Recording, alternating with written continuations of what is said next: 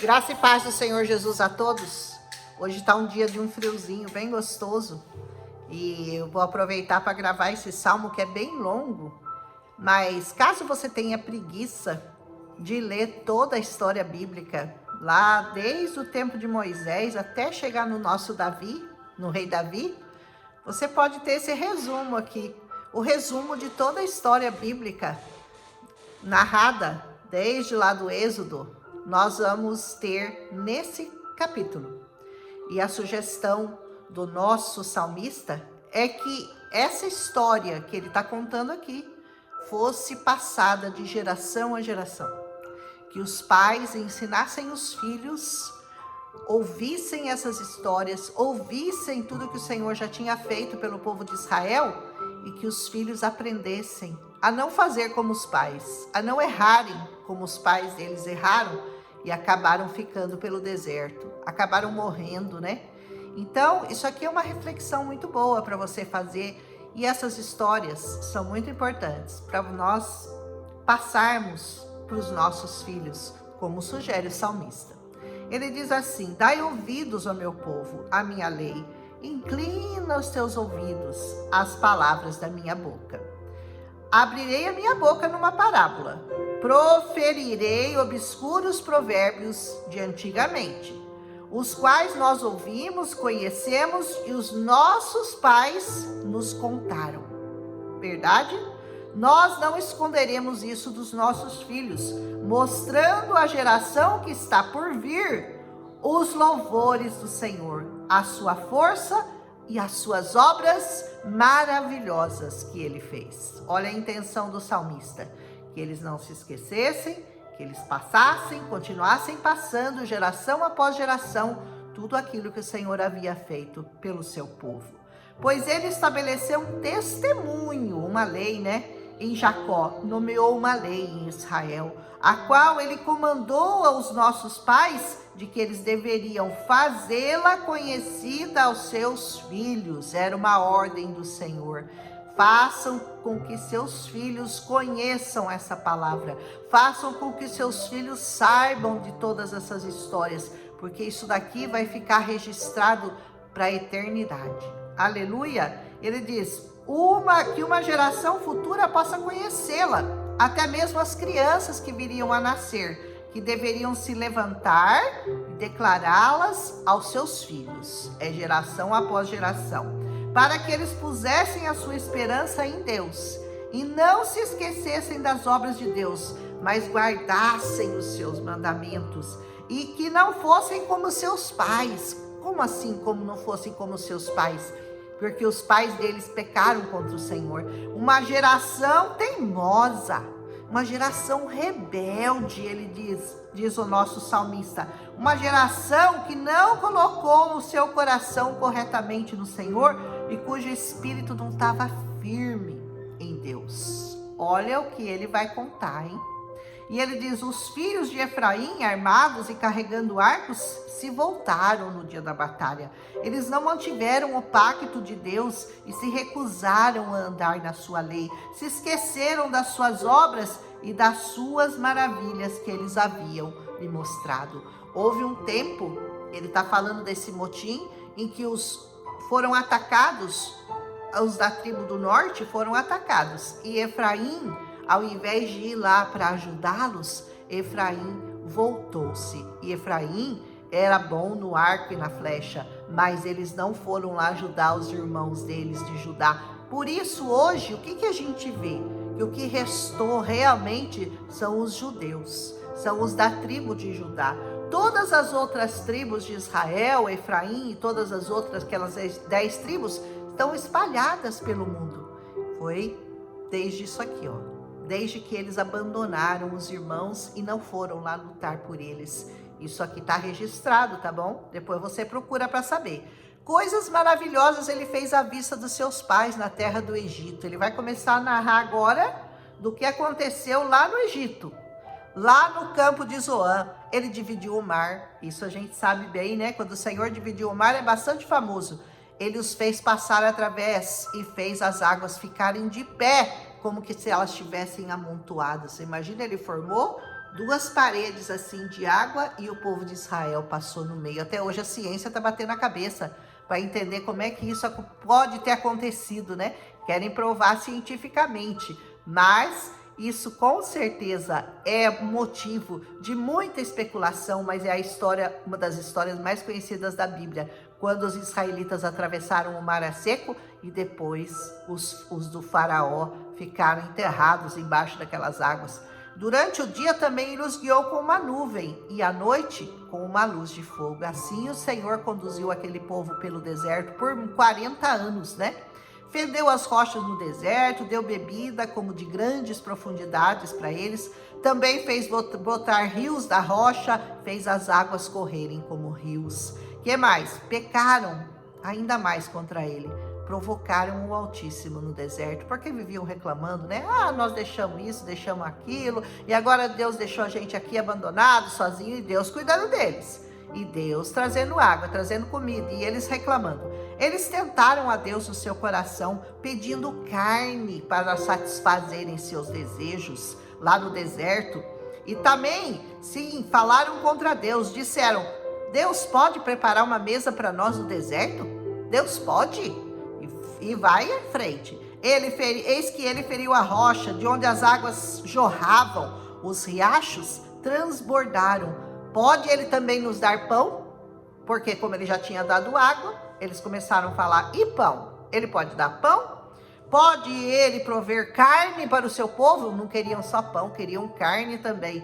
Portanto, o Senhor ouviu isso. Ah, ele ouviu. E ele ficou muito bravo. A palavra de Deus diz, ele ficou irado. Então o fogo se acendeu contra Jacó e a raiva também veio contra Israel, porque eles não acreditaram em Deus e não confiaram na sua salvação. Não tem gente assim até hoje?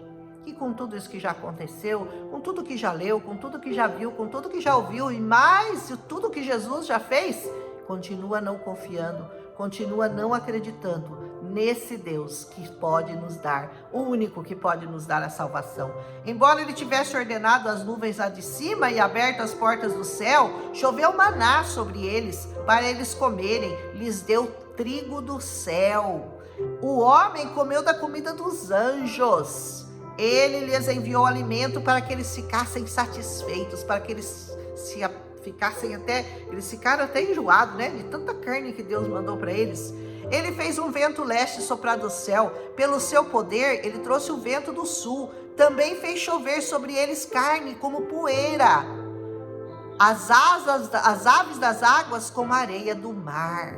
Caiu tanta ave lá, eles comeram tanta carne que eles ficaram empanturrados. E ele os fez cair no meio do seu acampamento, ao redor de suas habitações. Não precisava nem ir muito longe, não. Caiu ali, do ladinho da onde eles moravam.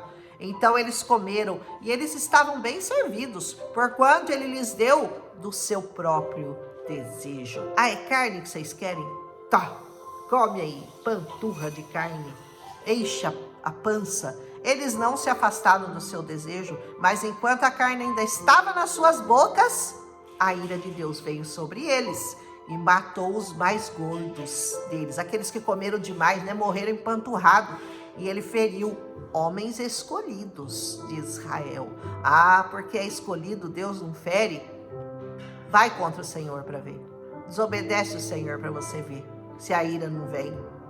Por isso tudo eles ainda pecaram e não creram nas suas maravilhosas obras. Com tudo que eles viram, o mar abrindo, a água caindo da rocha, caindo do céu, codorniz, maná, e ainda assim eles continuaram tentando ao Senhor, né? Por isso, ele os consumiu seus dias em vaidade, e os seus anos se viraram em tribulação. Aqueles que vão contra o Senhor vivem em tribulação, em aflição de alma, porque não aprendem a confiar no Senhor. Continua. Quando ele os matou, então eles os buscaram e eles se voltaram e eles chamavam cedo por Deus. Você vê que quando a desgraça vem, quando a coisa aperta, aí o homem se lembra do Senhor. Aí o homem vai buscar o Senhor. Por que não vai buscar quando está tudo bem? Por que não vai buscar na hora da festa, na hora da alegria, na hora que não está em dor, em sofrimento, em morte, em doença? Não, espera, vai protelando. Ai, amanhã eu vou, ai, depois da manhã eu vou, semana que vem eu vou, vai nada. Só quando a coisa fica muito apertada, aí volta-se para Deus, né? E eles se lembraram de que Deus era a sua rocha e o alto Deus, o seu Redentor. Ah, daí lembrou, né? Aí lembrou. Mesmo assim, eles o lisonjearam com a sua boca, mentiram a ele com a sua língua. Foram lá falando, ai, Senhor, nós confiamos e tal.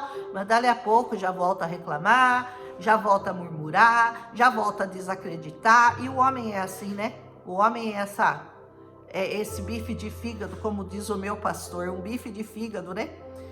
E pois o seu coração não estava certo com ele, nem estavam eles firmes no seu pacto, mas ele, sendo cheio de compaixão, o Senhor tem compaixão de nós, né?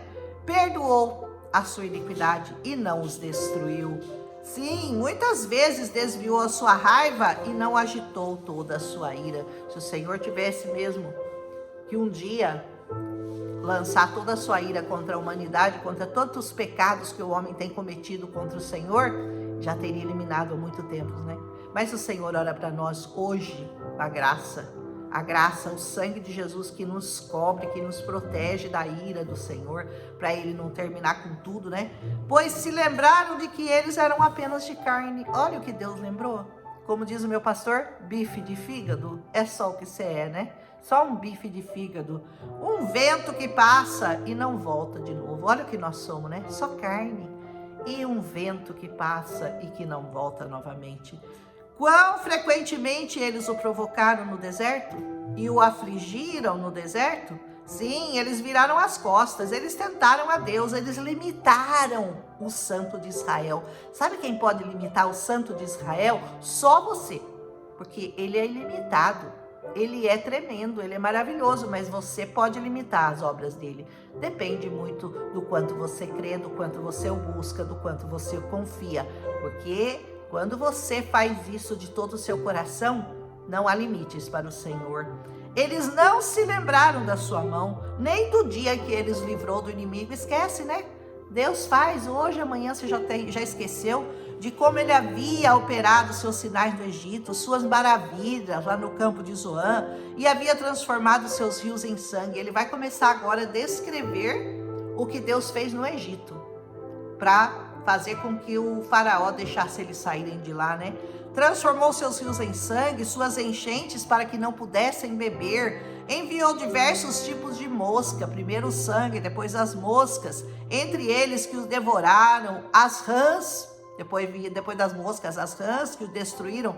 Também deu os seus incrementos à lagarta. O seu trabalho, a locusta. Veio a lagarta, a locusta, dizimou todas as plantações do Egito. Destruiu suas vinhas com granizo e os seus sicômoros com a geada. E tudo isso o Senhor fez. Também entregou seu gado ao granizo, seus rebanhos aos quentes relâmpagos. Se você ler toda a história lá de todas as 10 pragas que Deus enviou no Egito, ele resumiu aqui, né?